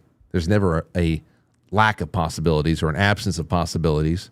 But still, take a listen to this. I loved it. Again, language. Hey, to all the Kamala Harris supporters, I got one question. The fact that Kamala Harris didn't come out and address the crowd last night to say thank you for your support, thank you for the fight, thank you for your time and energy y'all put into this shit, thank you for all the money you gave her. The fact that she didn't even come out, you know what Kamala told y'all? You ready for this? You know what? Fuck you niggas. That's what Kamala told y'all. Kamala said, fuck you niggas. That's what she said. And I know y'all feel stupid as fuck right now. All that hooping and hollering you Negroes did, all that singing and dancing, belittling black men because they would support that giggling idiot, that giggling fool. Miss Giggles said, fuck you niggas. How do you feel? I know you feel stupid right now. I know you feel stupid as fuck right now, don't you? All you Kamala Harris supporters, she said, fuck you. That's what Kamala told y'all last night by not coming out. Now I want y'all to think about that. You got to be smarter than this, black people. You got to be smarter than this. Y'all got played. Y'all got fucking played. Unbelievable. Listen. That's what I'm saying. Bucket of ice water. There's going to be, I can't wait to see the signs of it. There's going to be a sloughing off. There's got to be more people sloughing off of the I don't know, out of the heap. There's got to be after this. There has to be. There's like, how did we lose so badly? How's it possible? We had all the polls. We had all the momentum. You didn't have momentum. You had these crackheads. They literally have crackheads on Twitter, like Brooklyn Dad and all them. They're out there. They're literal crackhead shills. And what do we get from them all the time? If you look at Twitter and you look into that you stare into the looking glass that is Twitter, and you take everything there as a precise extrapolation for the rest of the country. Now, I find plenty of material over there, stuff that is outrageous, things that make you think, stuff you can talk about. But as far as taking anything on there and saying, oh, wow, this has 500,000 likes, it must be the law of the land. It's all bullshit. You have these crackheads out there going, holy shit. Have you seen the crowds for Harris outside of blah, blah, blah, and here and in Arizona and Georgia? Something's happening. How many times you saw somebody saying, something's happening here? I can't believe it. No, nothing was happening. It was actually all going in the opposite direction. Again, Georgia is not a swing state. That is apparent. That is apparent now. Especially since everybody started playing the same old damn game. Everybody's playing the early voting game and the absentee ballot game and the busing and the ballot harvesting. It's a terrible game of trick or treat. It really is. And like I said last night, how much longer is that going to? Somebody's going to have to find a new edge, and then you're going to have to match that until we finally just say, well, the country's done. Or we go back to paper ballots, show up on the day of, or it's over. That's just what it's going to be. But for everybody out there saying something's happening, something's in the air for Harris, and look at all these wonderful these polls and shit like that, it was all nonsense.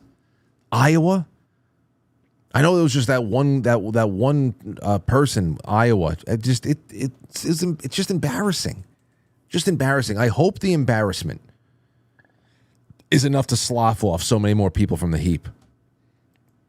612. You're on the air. Go ahead. Frank, hi. It's Hey. Carly Tebbs from Minnesota. Hey, Carly. Good to hear from you. Yeah, thanks. Man, thank you so much for your broadcast last night. It was just so cathartic to be with you guys. And I'm going to guess that Jay Gulinella's first name has got to be Julio. Because Julio Gulinello, you can't even say it, you know? Julio Gulinello. Julio Gulinello, yeah. So that was awesome. Thank you for being there. And with your doubt that it was still going to be okay, I was feeling that so deep. I was like, I can't be happy yet. I have to be miserable. I know. There's so many times last night from around 11, about 10 to 11 p.m. until about midnight. I wanted to jump out of my skin, and I'm just like, hold off just a little longer, just hold off. I don't know. A sprinkler is gonna go off at any moment. A sprinkler. I thought for sure you might just explode out of your seat. Yeah. Mel K really broke the ice, though. I felt like when she came on, it was just it almost gave us permission to be happy and be okay. You know what I mean? Yeah, It was really Mel and Tracy right there back to back. Tracy. That really lightened things up and refocused. And I think that right there is just I don't know, the tension leaving the room. That was very necessary. Yeah. So I wanted to answer your question about who would I hire, who would I fire? Yeah. And I'm kind of feeling like policies outlive people. And so I'm looking at it more from a policy standpoint. And one thing that I will get rid of is the exemption. What's the word? So nobody can sue the pharmaceutical companies for vaccine injuries. That would crazy. That's gotta go. Oh yeah, legislatively. What are we even talking about? Oh yeah, reverse And that then the other 1986 legislation. That would be great. Wasn't that under Reagan? It was, wasn't it? Yes. I was 6, so I don't know. Yeah, Reagan. And then I think there was some law that was passed at some point that allowed the media to become a government owned or whatever. Like they used to not be able to, help me, Frank. They used to not be able to talk about things in order to spread propaganda. And then that became protected. Then they could spread propaganda. That's hard to say together. Propaganda. Spread propaganda. There's some kind of law that happened in that switch too. You're talking about the Smith Month Modernization Act. Perfect. Yeah. I knew you knew. Yeah. Well, it's again, that's one of those things where even just the basic history of Operation Mockingbird and the investments made by our fledgling national security state into the media, then that has been standard operating procedure since the 1950s. So that 2013 amendment to the NDAA was really just a a cover your ass kind of a thing. It's not like that was a year it all started happening. It's been there. That now it's just official policy. Yeah, it's gross. I hate it. And I can't wait to stop being poisoned by the chemtrails. And that moment when RFK came out on the stage and the fireworks and Trump and all that stuff, that was the moment when what you were talking about earlier about this this amorphous anxiety that we've all just been yoked to for the last 4 years. For me, that's the moment that I realized, oh my God, we might be able to get out from under it. And I suddenly became aware of how intensely oppressive it has been. Right? It was just like a breath of air for a second. I'm like, oh my God, there's actually hope. We can get out from underneath this. Yeah, Carly. Made me cry, Frank. That was a very thank you so much for the call, Carly. It's great to hear from you, and I hope you call in more often. And thank you for the super chats because you're in there not too long ago. But that was a very big day over the summer, the day that RFK is making an announcement. It was right after the DNC in Chicago had wrapped up. RFK comes in, says, "Okay, I'm going to put a little bit of a damp blanket on your little circus out there, and I'm going to make a move." And the fact that that conversation, it really kicked off after the assassination attempt. The fact that Donald Trump had the wherewithal to get that conversation going and saying, "Listen, Bobby, what can we work out here? I'm practically a part of the family now, Bobby. They tried to take my head off." I mean, just think about that. There are some human things that went on here, despite where somebody could be flawed and all the theories about one person being a Manchurian candidate for the other, controlled opposition, this and that. I don't know. A lot of that stuff is beyond my pay grade. We can have our suspicions, but for now, there are just things that can just be right there in front of us, and some things can be authentic. That could just be an authentic moment of, what are we doing? Let's get together.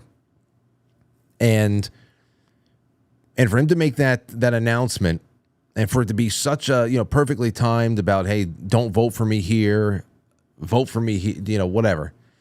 That was great. And when I heard what he was really trying to focus in on, I said, damn.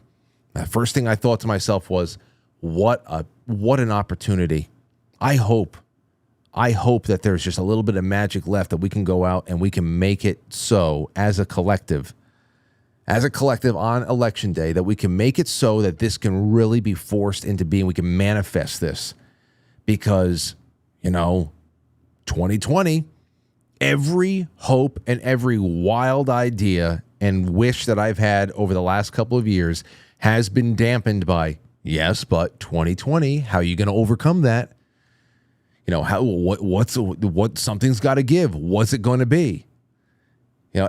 I'm sure with many of you out there too, you feel something like, oh, wouldn't that be awesome? And oh, that could be great. I can see the stars aligning on that one. And then all of a sudden you remember, yeah, but has 2020 been addressed? So I'm with you. I'm with you on that, Carly. And now that we're over that hump, that big hump, the little engines that could, that'll be interesting. And it went back down, said Wendy. I don't know what that means. Alex Kimmo says, Frank, you've been the voice of sense and courage, common sense and courage. Thank you. Well, thank you, Alex. Thank you so much. That's over on the Rumble Rants. Let me make sure I get all the new car guys. England on quitefranklysuperchat.com said, I'm on cloud nine today, even though I'm dead from staying up last night to your show. Fantastic show last night, Frank. I want to collect liberal tears in a jar after watching it. All the whining babies about our win. Yeah. Yeah, it's a big one. And you need to soak it up. You need to soak it up. You have to. This holiday season is very important. It's going to be very important for the soul. Victoria says, the day before the election, I saw 2 videos of people saying that they had to enjoy their favorite restaurant because tomorrow on election day, it would become whites only. I also saw a woman crying about being scared of going into slavery today. What? Listen, I will never become less angry and hold less vitriol in my heart than I do. It'll only grow for the educators in this country, who do this to people, for the media, I have nothing but growing contempt. I will find new ways to insult them I will find new ways to insult them all the time. And sometimes that trickles down to some of their minions that are created, and they are just they're unreachable, and they become especially when they get in your face and all that stuff. It's hard to hold back, even though there is a lesser evil in there. There is a victim in there, but the victims are programmed to attack. So sometimes it's just like, fuck all you, and bring in the flamethrowers. But this is what people think. So I'm sure that there's people out there who think that there's going to be a knock at the door tonight because they're gay or black or something, and they're going to be brought to some kind of a detention center, or they're not going to be able to drink from a public fountain again or something. But they always talk about harmful rhetoric. And this is what people think. Let me see. KD33 says, thanks, Frank, for your election stream. I really appreciate how calm and cozy it felt. The last thing I wanted was theatrics on top of the current circus. It was very chill. It was very cozy. And I like that toward the end, we were just all watching stuff together.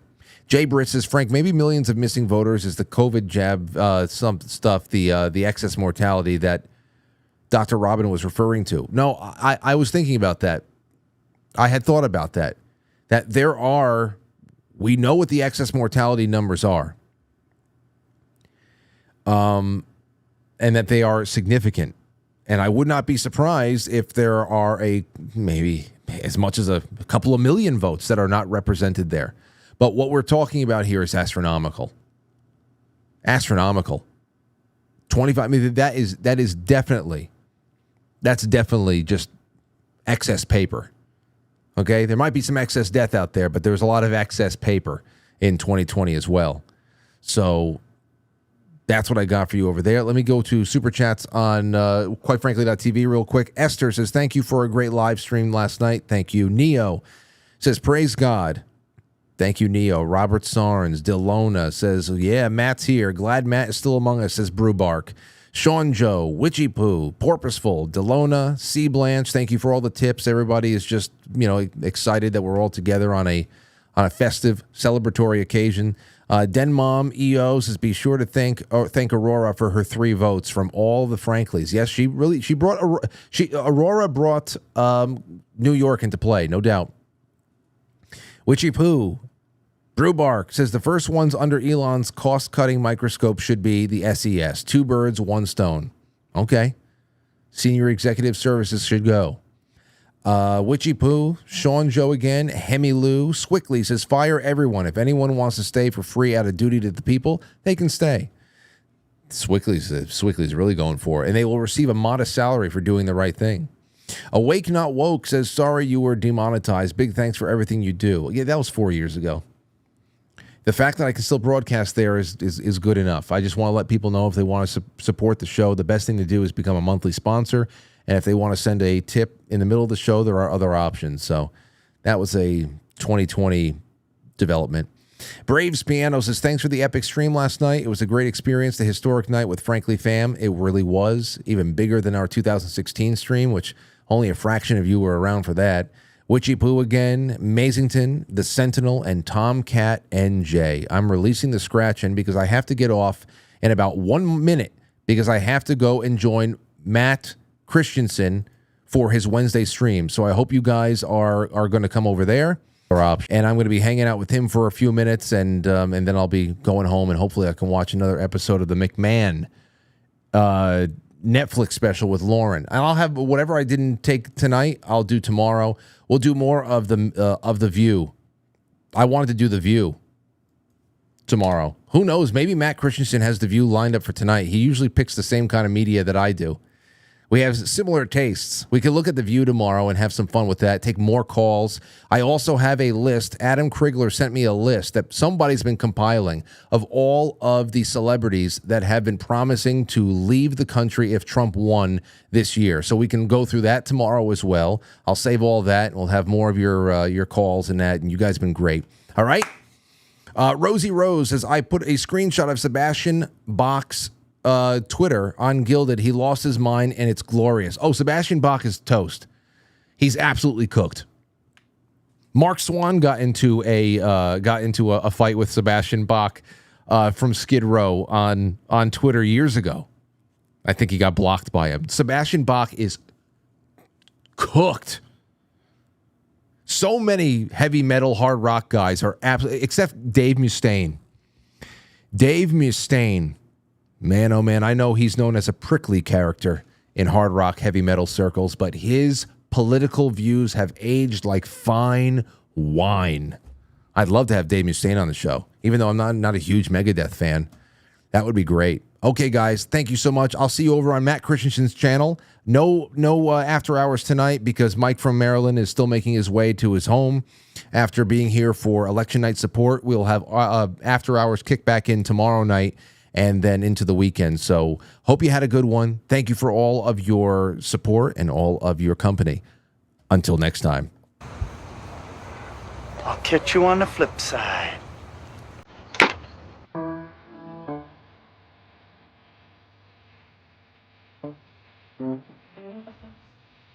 Quite Frankly is filmed before a live studio audience, and now our super chatters are starting with Rosie Rose, Carly Tibbs, Car Guys New England, Victoria, KD33, J Brits Victoria, J Brits, Alyssa, Joe S, Redemption Frog, and John Volts. Thank you guys so much. I really, really appreciate you all, and I will see you tomorrow. Same place, same time. I'm releasing the treasure chest on D Live as well. It's good to see more people watching over there too. And get over to Matt Christensen's channel on YouTube, and we'll have another half hour of fun together. I promise you that.